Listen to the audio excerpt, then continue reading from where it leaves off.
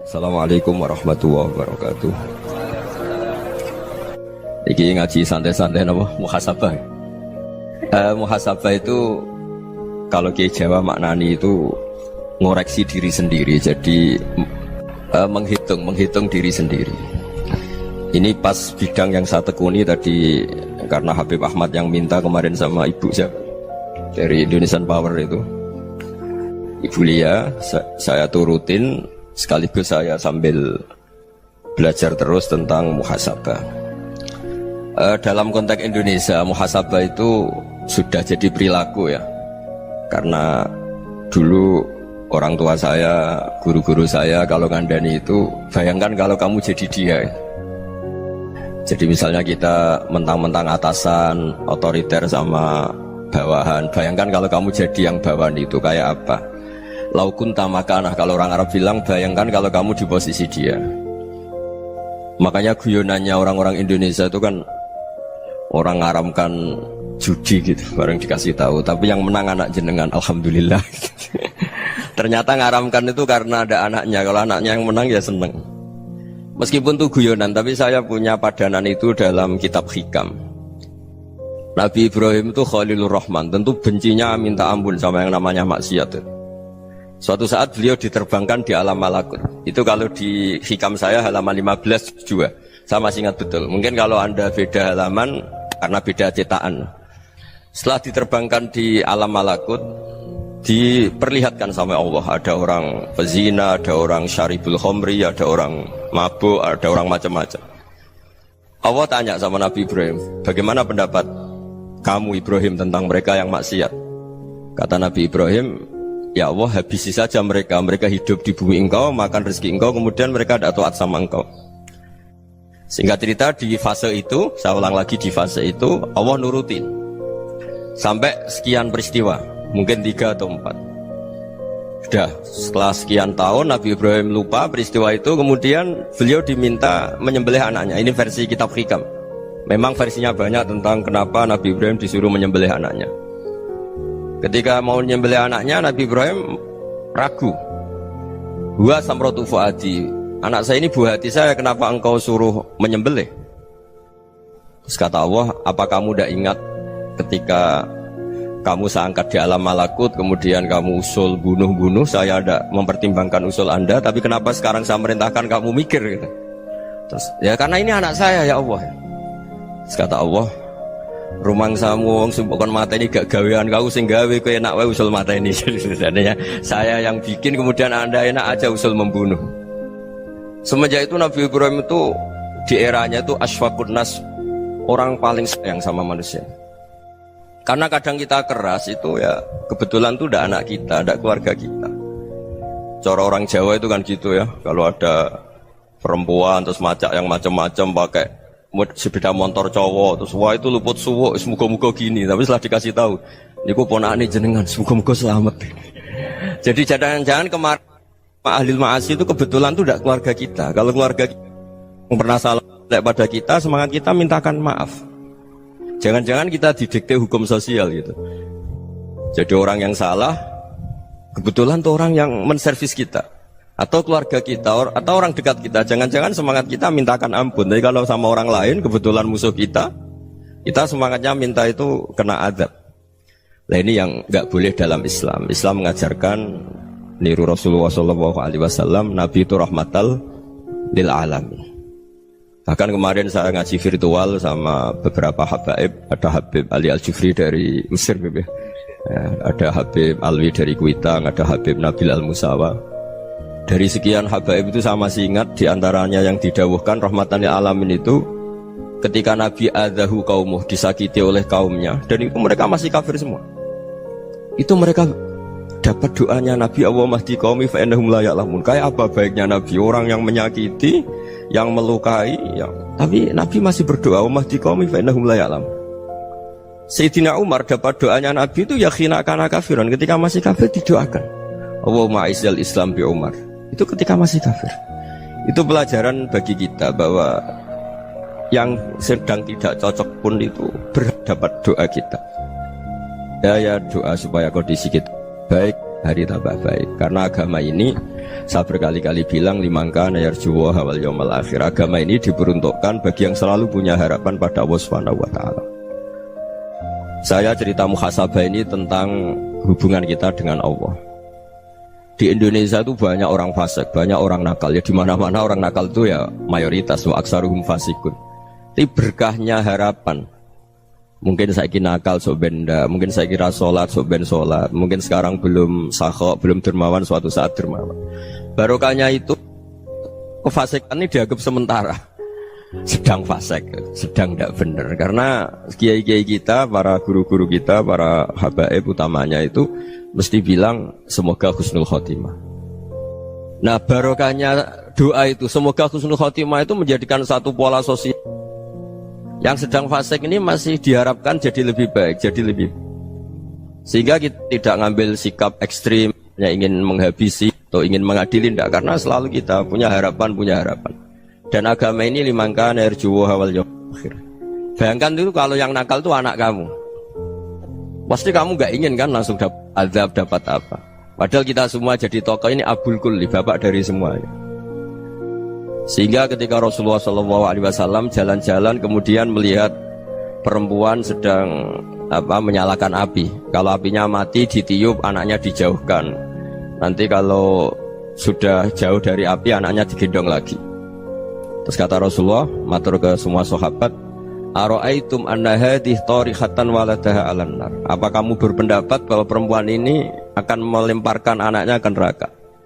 Tidak ya Rasulullah. Tidak akan seorang ibu melemparkan anaknya ke api. Terus kata Rasulullah, Allahu arhamu min hadih biwaladiha. Allah lebih rahman, lebih rahim dibanding orang tua ini kepada anaknya. Ini yang harus kita kenalkan terus, kita kampanyakan terus, supaya orang hubungannya dengan Allah itu nyaman, asik. Sehingga dengan demikian selalu ada harapan bahwa yang sedang nakal ini suatu saat tobat. Kita tidak boleh menghukumi pasti begini, pasti gini, itu tidak wilayah kita. Itu juga yang dicontohkan Rasulullah SAW. Secara lahir Nabi itu nggak berkenan sama Wahsy, karena Wahsy itu salahnya salah fatal karena membunuh ahabban nasi ila Rasulillah, yaitu membunuh Sayyid Hamzah. Jadi ketika Wahsy tobat, Nabi itu terima tobatnya. Dan ketika beliau dengan basariyahnya nggak siap ketemu Wahsy karena harus ingat Sayyid Hamzah, basariyahnya diturutin. Oke, kamu iman saya turutin, tapi jangan sering ketemu saya. Karena kalau ketemu kamu saya masih ingat sama paman saya Sayyid Hamzah. Kita bisa ngelola seperti itu. Kita tidak cocok sama orang, bagaimanapun mereka umat Rasulullah SAW, kita tetap mencintai mereka. Misalnya kalau beda agama, mereka sama-sama orang Indonesia, kita mencintai mereka atas nama warga Indonesia. Tapi kalau misalnya potongannya ora cocok, beda kultur, bawaannya itu mangkelno cara Jawa, ya bisa diilmoni, jangan ketemu. Wong sudah tidak cocok, ingin ketemu nyari solusi. Roh ini tok seneng itu kan ya repot itu. Ya sudah kalau nggak pati cocok ya jangan sering ketemu. Dan itu kita bisa memanage seperti itu tuh bisa. Saya berkali-kali cerita tentang Imam Syafi'i. Kalau dikasih tahu ya Imam Abu Abdillah, panggilannya Imam Syafi'i, tetangga anda ini ternyata banyak yang nggak senang anda. Jawabnya beliau senang. Ya bagus kalau nggak senang saya, ndak utang saya katanya. Jadi gara-gara saman seneng aku ngatur aku ini kan. Dan mungkin saman rasa seneng kan ya enak. Jadi hidup itu dianggap happy. Kalau seneng ya teman silaturahim, kalau nggak seneng ya nggak bakal utang gitu. Baru kayak rasa seneng itu nggak ganggu. Gitu. Jadi dulu itu orang bisa ngelola seneng tidak seneng itu bisa. Karena ada kearifan hubungan dengan Allah Subhanahu wa taala. Hidupnya selesai karena masyghul bi dzikrillah, mereka sibuk dengan Allah. Makanya kata ulama-ulama tasawuf, kamu jangan melihat manusia perilakunya, tapi kamu juga harus ingat yang gerakkan semua itu Allah Subhanahu wa taala. Dengan demikian kita farah, kita senang. Makanya Nabi kalau ngutus Anas bin Malik kemudian nggak kesampaian yang diinginkan karena Anas main. Ketika garwa-garwani Nabi agak tersinggung, Nabi andaikan Allah menghendaki yang saya inginkan kesampaian, pasti itu kesampaian. Jadi dianggap kegagalan Anas gak manggil yang dituju Nabi itu ya kersane Allah, ya enteng saja. Sayyidina Ali lebih parah lagi yang dialamin. Itu dalam beliau kalau dipanggil itu gak cepet-cepet ke sana. Ketika ditanya, kenapa kamu tak panggil gak cepet ke saya? Amin tu ukubatak, karena aku tahu engkau orang baik. Orang baik itu pemaaf. Jadi makanya orang-orang soleh dulu itu bodoni itu. Makanya sekarang kalau ada orang bodoni itu mesti beda orang soleh. Kalau orang-orang soleh itu kakean husnudzon lagi sering dibodonin. Abdullah bin Umar itu masyhur itu. Kalau ada budaknya sering sholat, sergap sholat itu dimerdekakan. Akhirnya nggak sholat pun pura-pura sholat. Akhirnya juga dimerdekakan. Ketika ditanya, kenapa engkau merdekakan? Padahal mereka sholatnya menipu engkau, kata pembisik-pembisik itu. Man khoda'ana lillah in khoda'na lah. Dia nipu atas nama Allah, berarti saat tertipu juga atas nama Allah. Gak masalah dong, semuanya demi Allah Subhanahu wa ta'ala. Jadi ketika kita ketemu mensifati Allah Ta'ala itu ghafir, Allah pemaaf. Jangan kamu gak fair untuk diri kamu nyifati Allah ghafir, pada orang lain Allah kamu sifati syadidul iqab.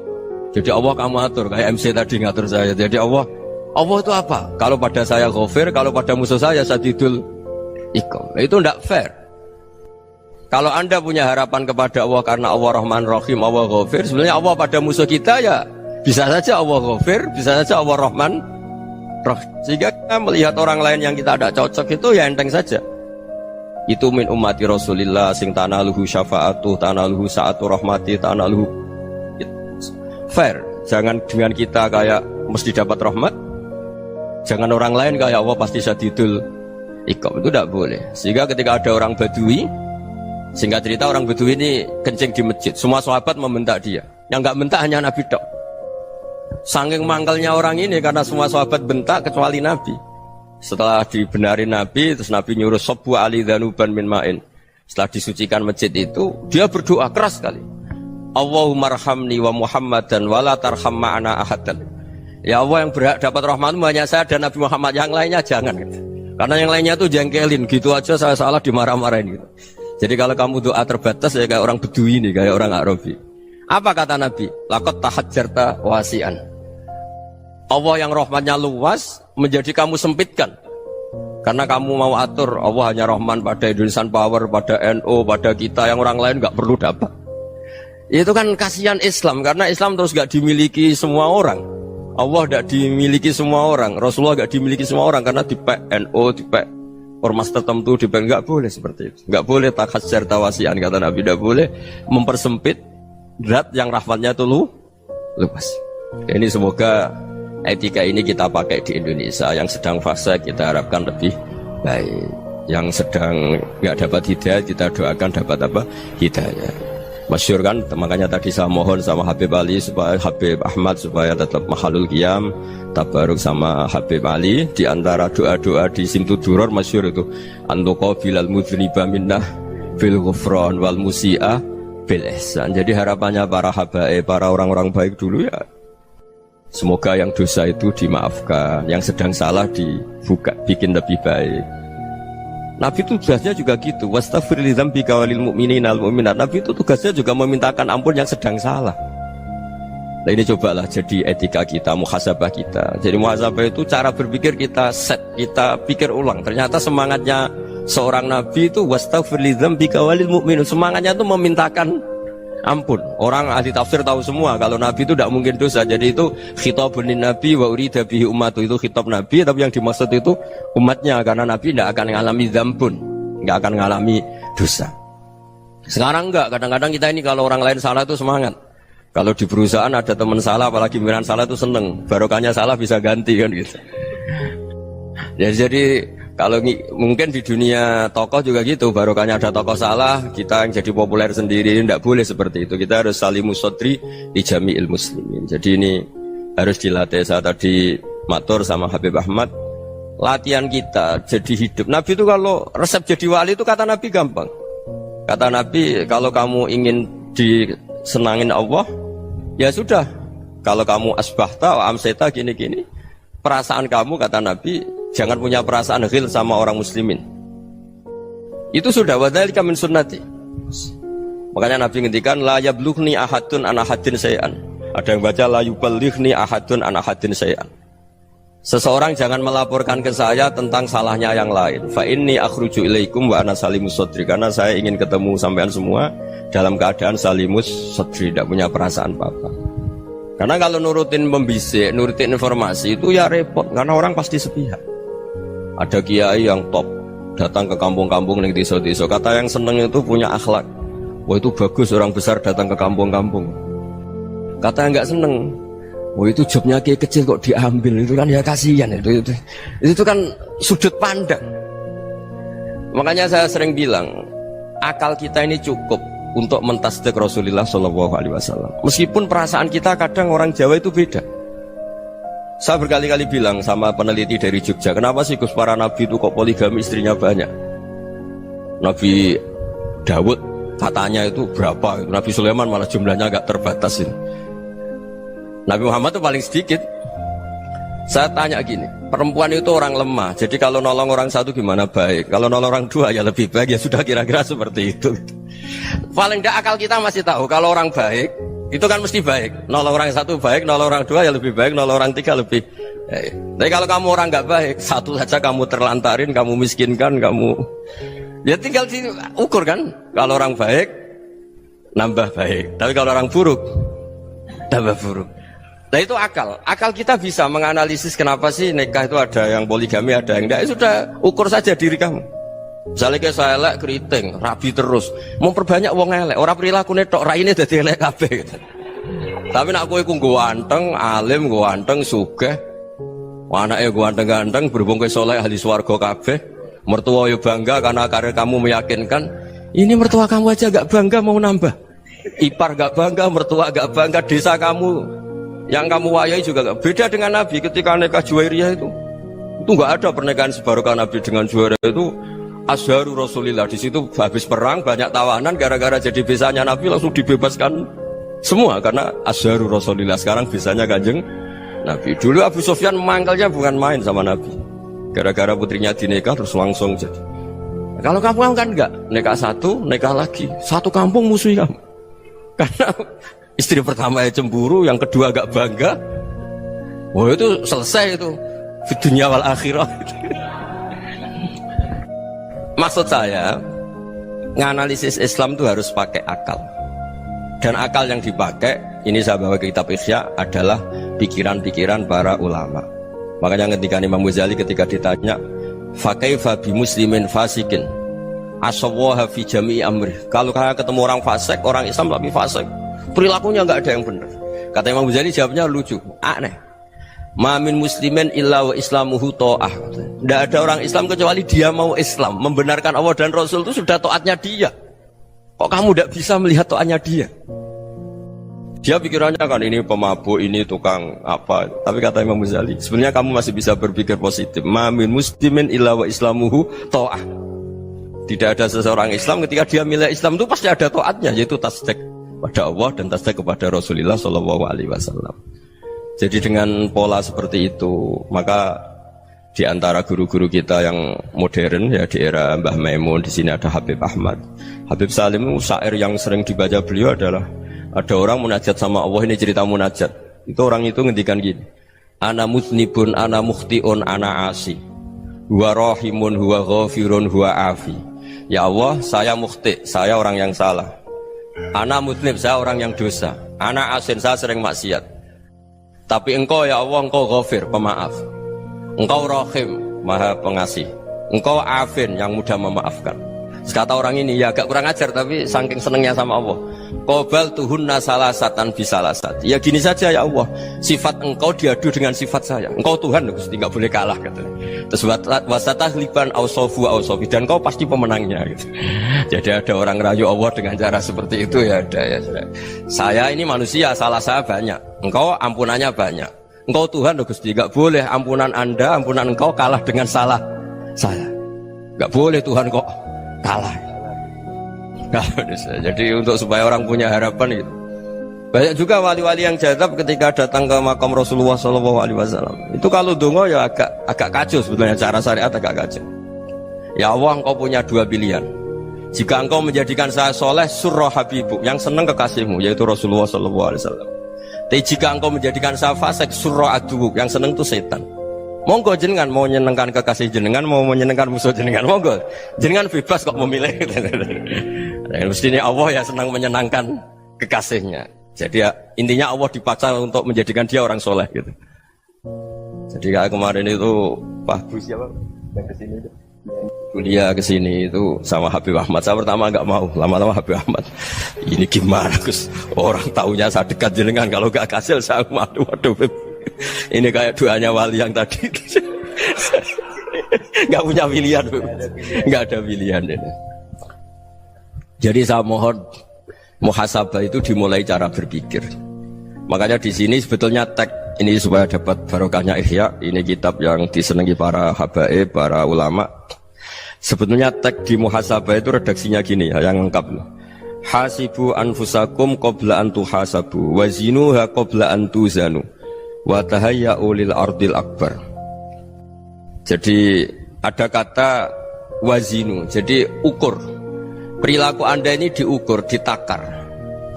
Misalnya kita sebagai suami kan ya punya hal-hal yang kita tidak ideal. Corong Jawa mesti pesek, cara rezeki ya pas-pasan ya. Dan kita juga kalau makanya agak boleh tanya istri begini, apa saat cinta pertama Anda? Pasti Anda kecewa. Orang jadi istri hanya korban terakhir itu. Sudah. Karena orang kalau ngelamar kemana-mana gak jadi, yang jadi istri itu pasti korban terakhir itu. Jarang istri pilihan pertama, jarang. Ayo semua yang nikah. Rata-rata itu pilihan Anda pertama Pak, dari sekian ditolak di mana-mana terus. Ya perempuan terakhir. Kamu juga korban terakhir gitu. Itu wali-wali dulu kalau ngandani kita itu sederhana. Antal ini masyhur diceritakan Habib Zain bin Semit dalam kitab Al-Manhajus Sawi. Antalam tajid min nafsika kullama turid. Fa kaifa turidu min ghairika kullama turid.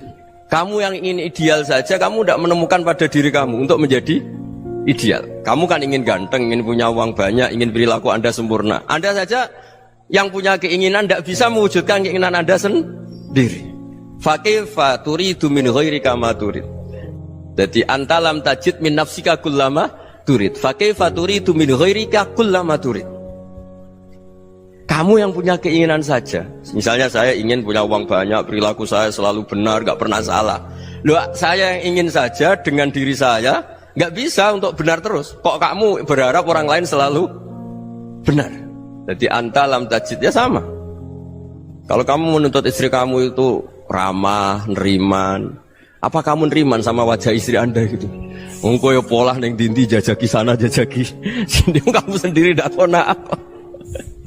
Jadi itu nasihat yang luar biasa. Antalam tajid min nafsika kullama turid, fa kaifa turidu min ghairika kullama turid. Kamu mau menghormati semua orang? Tidak mau kan? Kemudian Anda berharap semua orang menghormati kamu. Kamu tidak ingin kan orang lain semua menghujat kamu. Sementara kamu enak aja menghujat orang lain. Makanya Rasulullah SAW luar biasa ketika bikin kaidah sosial. Apa la yu'minu ahadukum hatta yuhibba li akhihi ma yuhibbu li nafsihi. Jadi kalau ukuran iman itu sederhana. Kalau sesuatu itu baik, nyaman bagi Anda ya bayangkan itu pada teman Anda. Misalnya Anda bangun tidur sudah acak-acakan, gak punya uang, utang jatuh tempo, kan gak ingin ketemu orang. Ya kamu jangan bertamu ke jenis ini karena dengan kamu yang alami juga gak siap ketemu orang. Makanya ada Habib Alim itu dilapuri sama seseorang. Beb, dulu teman saya itu ketika saya kaya itu sering main ke saya. Setelah saya miskin, mereka tidak main ke saya. Kata Habib itu bagus, sunnah Allah begitu itu bagus. Coba kalau kamu dulu kaya, teman kamu main kan kamu gaya. Di rumah ada makanan, bisa hormat tamu. Setelah kamu miskin jadi buruh manol di pasar atau buruh bikin boto, teman kamu datang, malu enggak kamu? Mendingan enggak datang gitu. Akhirnya baru, oh ya alhamdulillah kalau gitu. Loh iya kan dulu teman kita datang, kita ada Alphard, istri cantik, rumah bagus. Lah kita miskin, buruhnya orang pas dibentak-bentak, teman kamu udah datang. Milih datang kamu enggak kalau setelah kamu jatuh? Enggak kan? Jadi barokahnya ilmu itu terus. Ya, tapi kadang-kadang orang tuh, wah setelah saya miskin teman-teman enggak kasih ke sini. Ya kalau kamu sudah jatuh, teman-teman kamu ke situ jadi tontonan. Ya mulai sekarang cara berpikir itu dirubah. Dulu yang namanya kiai itu kalau diundang orang itu ya agak-agak senang. Semenjak saya itu agak rubah. Mengundang kiai, ngatur kiai itu tak haram-haramkan ya ada lumayan lah sekarang itu sudah mulai agak beretika. Dulu itu ngundang tuh tanggalnya ditentukan, jamnya ditentukan. Enggak mikir apa kiai saat itu nganggur, enggak. Punya wadifah, enggak. Dia milih tanggal yang dia nganggur, enggak mikir pas itu kiainya nganggur apa. Enggak. Ya saya hanya cerita aja, kamu tersinggung ya monggo, boten ya monggo itu kan. Jadi saya mohonlah supaya tadi saya juga matur ke Habib Ahmad. Jadi untuk orang merasa ikut sunnah Rasul itu gampang sekali kata Sayyid Muhammad. Dulu Nabi berpakaian ala daerahnya. Kalau mikot ya pakai mikotu baladi. Karena Nabi orang Madinah dan beliau berdomisili di Madinah, ya misalnya mikotnya dari Bir Ali misalnya. Tapi kalau anda orang kawasan Tanim mau umroh ya dari Tanim. Misalnya kawasan Jirona ya dari Jirona. Artinya apa? Kamu ngambil mikot karena Nabi mikot misalnya dari Bir Ali, bukan berarti kamu harus seperti Nabi di Bir Ali. Kamu orang Mekah, misalnya kamu orang Tanim, orang ya harus dari mikotu apa? Baladi. Sama, makanya di fikih-fikih itu kalau tahnik anak, Nabi orang Arab, halawiyatnya kurma ya kurma. Kalau orang Jawa sedegan, semua bodoh-bodoh. Ya, bodoh-bodoh manis. Jadi ini tabaruk sama Sayyid Muhammad, ini ada murid beliau, Habib Ahmad, saya baca. Supaya orang itu merasa ikut Nabi itu gampang sekali. Ini saya baca ya di halaman tadi disaksikan Habib Ahmad 433 di kitab apa begini? Manhajus Salaf fi Fahmin Nusus. Itu kata Sayyid Muhammad, wa kanat sunnatu Rasulillah annahu yat'amu ma yajiduhu fi ardi wa yalbasu ma yajidu wa yarkabu ma yajidu mimma abahu Allah taala.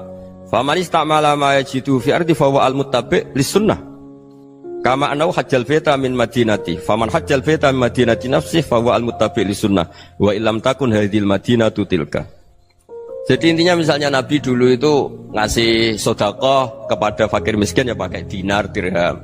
Ya kalau orang misalnya sedekah pakai rupiah ya sudah ikut sunnah Nabi. Jangan, lu Nabi pakai dinar loh, kamu kok pakai rupiah. Dulu dinarnya Nabi udah ada tulisannya Bank Indonesia, kamu ada tulisannya Bank. Ya tidak ada seperti itu. Ya jadi misalnya Nabi sedekah pakai tamar atau pakai al-aqid, ya kita pakai beras, pakai apa.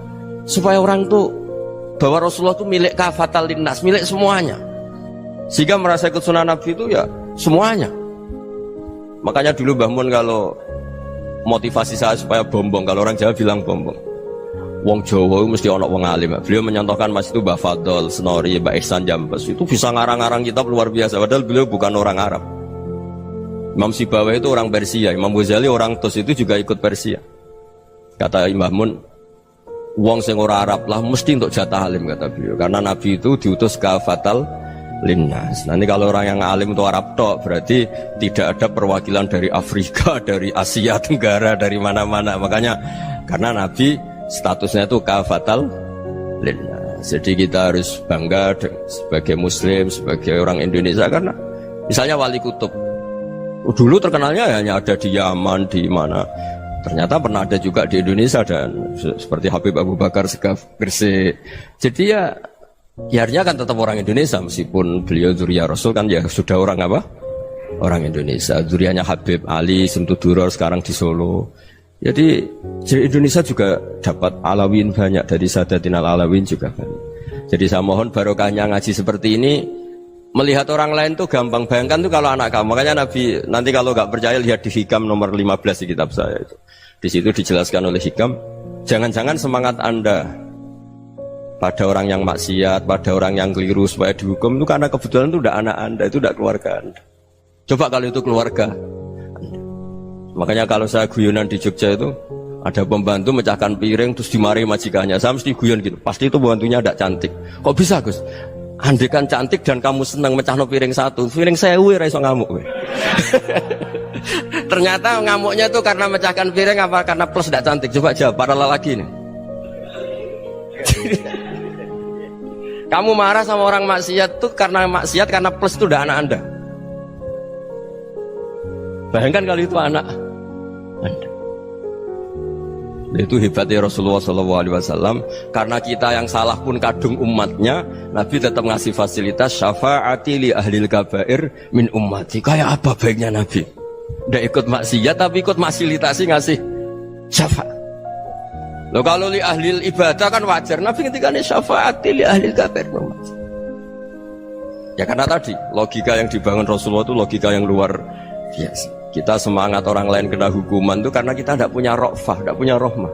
Coba kalau Rasulullah yang bil mukminina raufur rahim. Semangatnya itu mendoakan supaya tobat, mendoakan diampuni.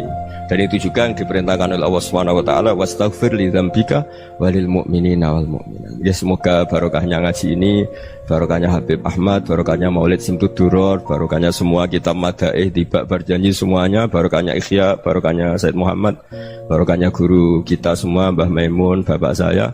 Kita ini ngikuti manhaj, ya, ngikuti apa? Manhaj. Saya sering didhawuhi Mbah Mun, kenapa ihdinas siratal mustaqim bukan siratoka, bukan jalan engkau ya Allah, karena Allah itu nggak bisa kamu tiru. Allah itu tidak tidur, tidak makan, tidak kesel, tidak capek. Yang bisa ditiru itu siratal ladzina an'amta alaihim. Yang bisa ditiru manusia ya niru manusia, karena Allah itu tidak bisa ditiru. Makanya ihdinas siratal mustaqim siratal ladzina. Dan niru siapa? Niru guru-guru kita. Termasuk niru cara pandang. Jadi misalnya ada orang awam di rumah itu hanya delok reng, delok tikus liwat, itu kan kayak nganggur. Kok ora tahajud malah mendelok reng. Melihatnya jangan gitu. Huwa tarokal ma'asiyah. Dia di rumahnya ndak dugem, ndak kemana-mana. Dia berarti malam itu tarkul ma'asi. Tidak nyopet, tidak garong, tidak ke tempat maksiat. Susahnya apa sih husnudzon? Jadi jangan lihat huwa tarkut tahajud, huwa tarokat tahajud, wa taroka qiyamal lail. Oke ya, namanya orang begitu ya tidak tahajud, tidak qiyamul lail. Tapi susahnya apa sih kamu bilang huwa tarokal ma'asiyah? Dia juga meninggalkan maksiat, dan tarkul maksiat itu tuh ibadah. Supaya orang tuh gampang lah husnudzon sama orang muslim. Ini orang mukmin, orang yang luar biasa. Di mata Allah itu orang yang luar biasa. Kayak tadi Imam Ghazali, kalau saya ketemu orang muslim kemudian dia tidak pernah baik, gimana? Kata Imam Ghazali, ma min muslimin illa wa islamuhu ta'ah. Tidak ada orang Islam ketika dia mentasdihkan Allah dan Rasulullah, berarti dia juga punya taat. Ya ini latihan saja, sing iso nglakoni Habib Ahmad kula namung cerita mawon. Kula cerita secara akademik, saya punya kitab, saya baca, dan alhamdulillah kita paham barokahnya para guru, dan supaya terbiasalah. Sebaik-baiknya ibadah husnudzon billah wa husnudzon bil mu'min. Soal tidak cocok ya diilmoni tadi ya, namanya nggak cocok ya jangan sering ketemu. Seperti Rasulullah SAW, beliau karena sangat mencintai Said Hamzah, ketemu orang yang pernah begitu sama Said Hamzah ya beliau secara basyariah tidak siap. Tapi beliau secara cara bahasa sekarang, secara profesional, kalau beliau seorang nabi dan harus menerima tobatnya siapapun ya diterima. Saya meskipun dengan A, B gak cocok karena dia begini-begini sama saya, tapi saya ingat dia sholat, dia baca sholawat, dia mencintai Rasulullah, ya kita hormat. Ya soal gak cocok ya di manage tadi ya, zurhiban tasdid huban. Kalau gak pati cocok ya jangan sering ketemu, bawaannya enak nanti. Jadi ya semuanya itu diilmoni lah. Makanya ngendikane Ma'ruf Al-Qurhi ada yang baca Al-Kharqi, mangqala fil yaumi salasa marrat wa marham umat Muhammad kutiba minal abdal. Karena semangat mencintai siapapun satu hari sering baca marham umat Muhammad wa ma asli umat Muhammad wa ma tajawaz an umati Muhammad, itu mesti kutiba minal abdal. Dia pasti termasuk wali abdal. Maksudnya semangat mencintai ya dilatih lah. Misalnya Indonesia Power atau PLN, andai kan tidak ada PLN tuh kayak apa? Orang nggak bisa ngaji, nggak bisa aktivitas. Ya barokahnya ada PLN, barokahnya jasanya. Kita sadar, tidak semua kebaikan kita ini memenuhi keinginan orang banyak. Gitu. Orang banyak ingin listrik, ingin saluran apa, dan itu kadang yang mewujudkan orang lain atau kelompok lain. Ya karena itu manfaat ke orang lain ya kita doakan. Karena khairunas anfa'uhum linnas. Sehingga kita terbiasalah ngakui orang lain. Seperti semangatnya Rasulullah SAW, semuanya itu didoakan, semuanya diinginkan kebaikannya. Bahkan Nabi gak putus asa sampai di akhirat. Ketika Nabi lain sudah putus asa karena sudah akhirat, sampai dimintai syafaat semuanya bilang nafsi, nafsi. Karena merasa semuanya gak punya nyali di depan Allah, karena ini sudah akhirat, sudah finish. Tapi apa Rasulullah? Analah, ya sudah saya sanggup mensyafaati kalian. Terus kata Nabi, fa'atiyal arsya, saya mendatangi aras, fa'akhirru lahu sajidan, saya sujud, wa ahmaduhu bima hamida allamaniha rabbi. Kemudian saya tetap muji Allah dengan pujian yang terus menerus. Padahal sudah di akhirat, sudah finish. Nabi dimintai syafaat masih sanggup, karena Nabi tahu akhirat tidak bisa mendikte Allah, tidak bisa. Allah terus bilang, ya Allah ini akhirat loh, engkau sudah tidak boleh mensyafaat, tidak bisa. Allah tidak bisa diganggu akhirat, Allah tidak boleh dibatalkan rahmannya oleh akhirat. Allah tetap Rahman Rahim abadal abad. Dan Nabi tahu itu. Makanya kata para ulama, fa Muhammadun ahmadu min ghairihi. Jadi Nabi Muhammad namanya dua yang terkenal. Sebenarnya banyak yang terkenal dua, Muhammad sama Ahmad. Ketika Nabi punya nyali memuji Allah di akhir akhirat atau sudah di akhirat itu fa Muhammadun ahmadu min ghairi. Ketika Nabi lain sudah tidak punya nyali muji Allah karena sudah akhirat, Nabi Muhammad tetap berani muji Allah di saat seperti itu. Makanya ahmadu di situ kata ulama itu af'al tafdil, fa Muhammadun ahmadu min ghairi. Kanjeng Nabi lebih memuji Allah di saat yang Nabi lain sudah tidak punya nyali untuk muji Allah di saat itu. Makanya kata Nabi fa akhiru lahu sajidan wa ahmaduhu bi mahamida 'allamaniha rabbi. Akhirnya setelah lama gitu terus Allah ngendikan ya Muhammad irfa' ra'sak wasal tu'tah wasfa' tusyaffa. Sudah Muhammad, angkat kepala kamu minta apa saya turutin, dan kalau kamu ingin mensyafaati umatmu saya beri hak napa? Syafaat. Nah, semoga semangat itu juga menjadikan kita munajat bahwa rahmat Allah tidak terbatas, harapan juga tidak terbatas. Mungkin yang sedang nakal ya kita katakan sedang, jangan terus kamu pastikan wah ini mesti su'ul khotimah, mesti tidak orang baik. Ndak, agama ini liman kana yarjuwa wal yaumal akhir, selalu bagi yang punya harapan. Ya, mugi-mugi dapat barokah semua. Mantu dengan kata wassalamualaikum warahmatullahi wabarakatuh.